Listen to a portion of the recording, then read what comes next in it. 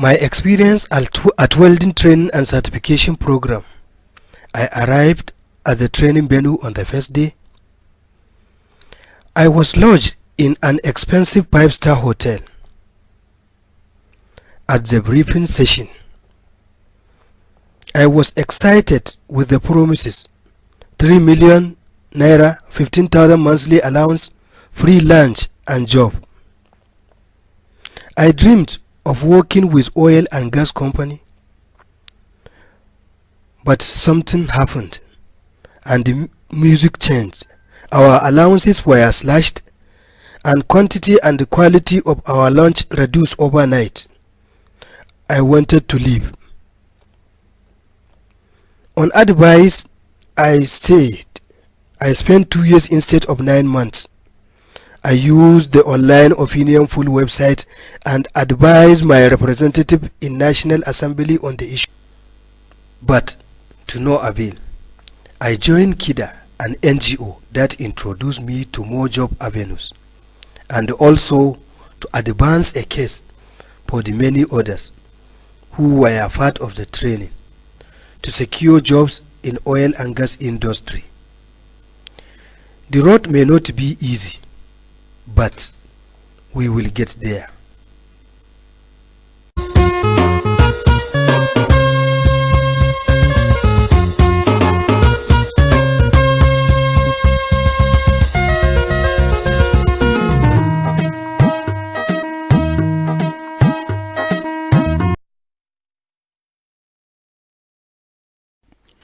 I escorted my cousin to the hospital. We entered into the hospital. We followed the queue together. I entered the doctor's room with the child and handed over to the doctor and examined him. The doctor gave me prescription. I went straight to the pharmacy shop to buy the drugs. The pharmacist read the prescription and changed the drugs. I went back to the doctor and met 2 young doctors in the room. I told them. They started laughing at me. I stood in front of them, looking at them angrily. They gave the child the drugs without changing it.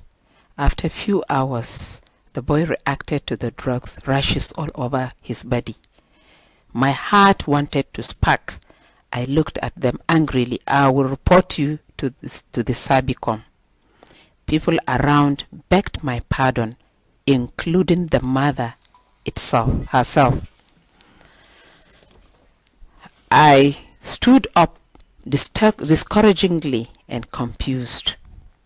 Now I intend to sensitize people to know their rights through my organization.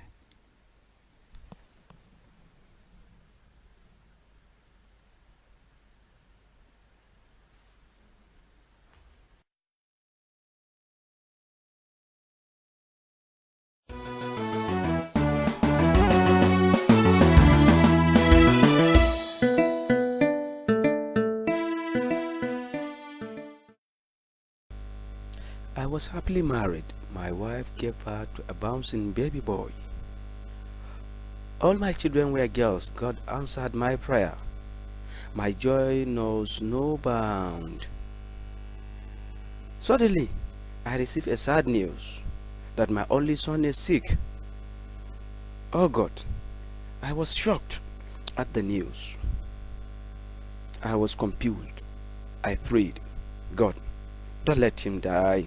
Then I left for home immediately. I took him to hospital for medical attention. God, the hospital is crowded. A lot of people are waiting to see that only single doctor.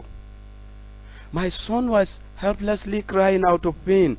My confusion increased the more. Suddenly, the doctor came to my rescue. Glory be to God. My son was examined by the doctor. Scanning was recommended. My worry increased. The scanner is not working. It took me several hours to get the scanning done. I become more confused.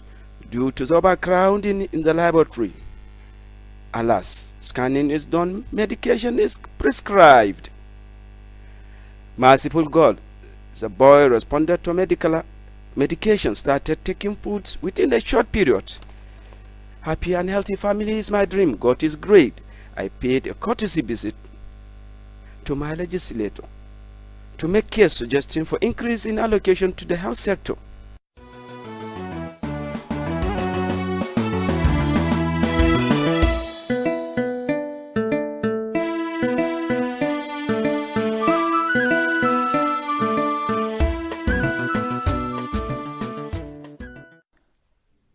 I was 20 and happily in love with my husband. We shared everything, joy, pain, and even sickness together. I couldn't have been happier.